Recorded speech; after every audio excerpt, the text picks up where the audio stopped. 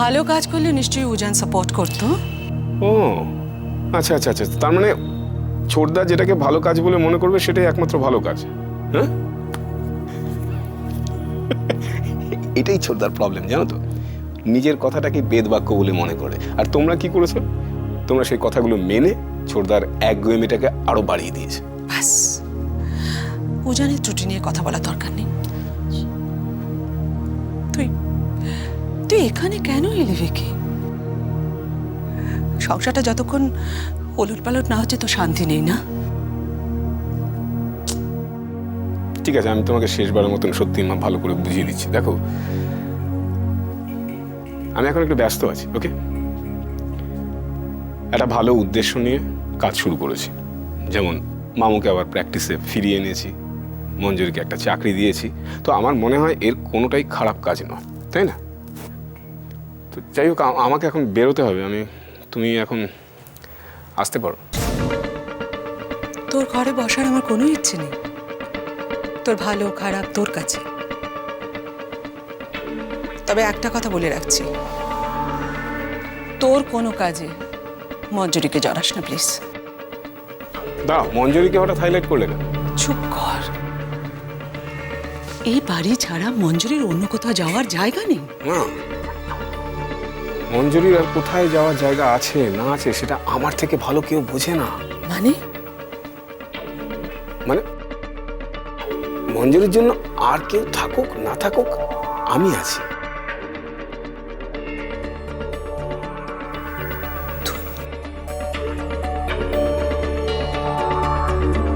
তারপরে লাইনটা জোরে হাঁচলো, হাঁচো হাঁচো হাঁচো। হ্যাঁ, আর যেই না হাঁচো করলো অমনি লাইনটার নোজ দিয়ে একটা মাউস বেরিয়ে এলো। আমি তো এই গল্পটা জানি। ওই তো তারপর ওই লায়নটা মাউসটাকে ছেড়ে দিল আর মাউসটা লায়নটাকে হেল্প করলো, হয়ে গেল। এই শোন, তোকে কি এই গল্পটা কেউ বলতে বলেছে? আমিও তো এই গল্পটা জানি। ও তোরা ভীষণ দুষ্টু তো, আমাকে বলিসনি, অথচ জানিস তোরা নিজেরা গল্পটা। ঠিক আছে, এবার আমরা নিজেরাই একটা গল্প বানাই। আমি শুরু করছি। একটা হলুদ রঙের পাখি ছিল, সে একটা গাছের উপরে থাকতো। তারপর তোরা বল।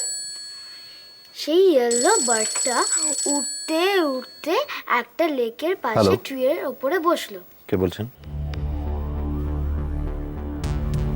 খেয়েছো? বলছি না। ব্যাস, তুই আবার বলে চলে গেলি। লাঞ্চ করেছো? হ্যালো, বল বাট এ নিয়ে আমরা গল্পটা বানাবো। এটা জানিস তো, লাঞ্চ করেছো? আমি মঞ্জুরি বলছি। Hello hello. কি অন্যান্য পাখিদের সঙ্গে বন্ধুত্ব করে নেব। তারপর বল। তারপর ওই পাখিটা বলটা নিয়ে উঠতে উঠতে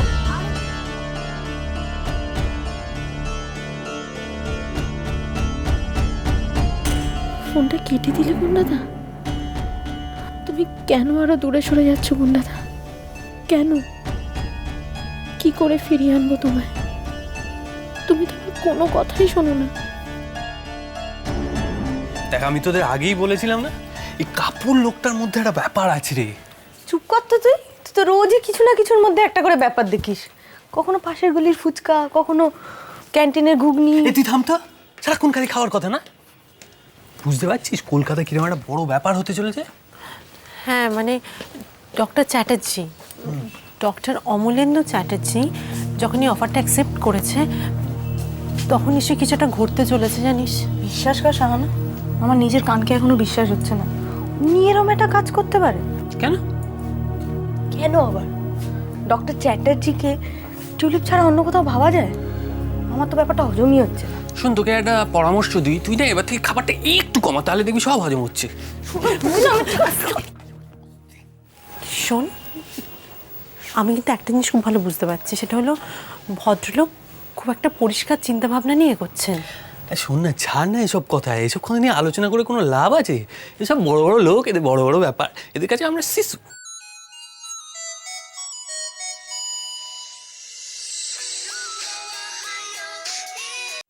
হ্যালো,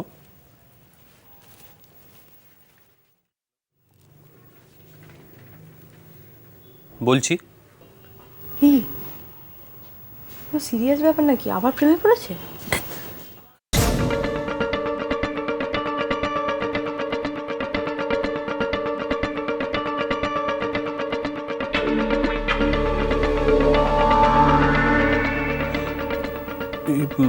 আমি আমি আমি আমি আপনাকে জানাচ্ছি, আমি জানাচ্ছি। হ্যাঁ, বাই।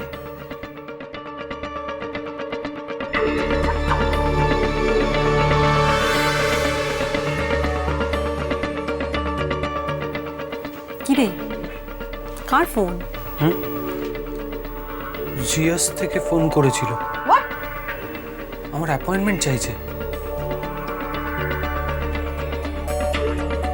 তার মানে ওরা কি টিউলিপের আমাদের সবাইকে চাইছে?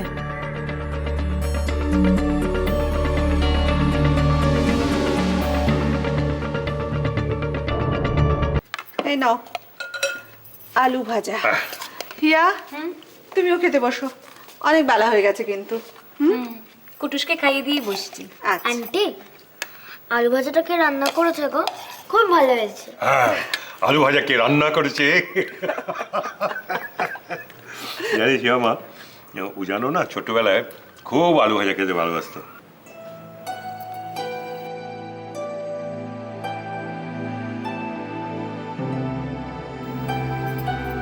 বাবা, উজান কোন খাবারটা খেতে ভালোবাসে না বলো তো? কয়েকদিনের মধ্যে আমি ওই সব খাবার বন্ধ করছি, দাঁড়াও। মোটা আঙ্কেল সব খায়? মোটা আঙ্কেল উচ্ছেও খায়? আবার বলেছি না বড়দের সঙ্গে ভাবে কথা বলতে নেই। সরি, আঙ্কেল উচ্ছে খায় বলো না। হ্যাঁ, আঙ্কেল খুব গুড বয়, সব খায়, তোমরাও সব খাবে কেমন? আঙ্কেল, ও আঙ্কেল, তুমি কথা বলছো না কেন? একটু আগেই তো কথা বলছিলে। খেতে খেতে কথা বলতে নেই কুটুস। আমার মা কি করে জানো তো? কুট্টুসকে বলে একটা টম অ্যান্ড জেরির গল্প বলতে, আর কুট্টুস যেই টম অ্যান্ড জেরির গল্প পড়ার জন্য হা করে, অমনি মা খাবারটা ওর মুখে ঢুকিয়ে দেয়। উজান, আর কিছু নিবি? একটু ডালটা পাস করো। দিচ্ছি। হ্যালো,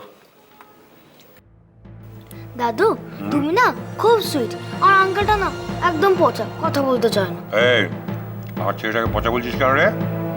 কোন সুইট তুই জানিস? সুইট? তাহলে মুখটা ওরকম করে আছে কেন? সত্যি তো, মুখটা ওরকম করে আছে কেন? আমি উঠছি, আমার খাওয়া হয়ে গেছে।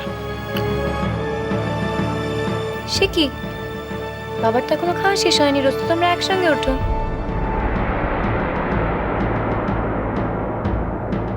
আমার দেরি হয়ে যাচ্ছে, টিউলিপে যেতে হবে।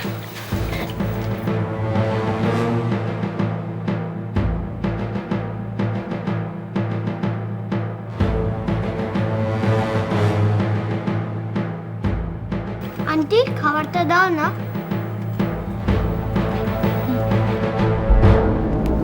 কি হলো দাদা, উঠে বললি? কিছুই তো খেলে না। আর খাবো না। বাবা, অন্তত মাছটা খেয়ে যাও।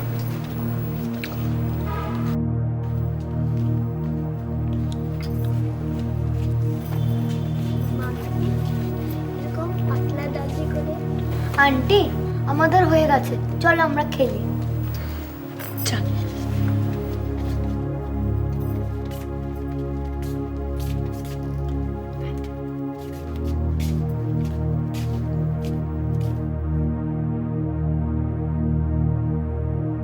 ভিকি আবার এসব কি অশান্তি ডেকে আনলো? ওর জন্য তো মনে হচ্ছে বাপ ছেলের আবার মুখ দেখা দেখি বন্ধ হয়ে যাবে। উফ, কি মুশকিলেই না পড়লাম।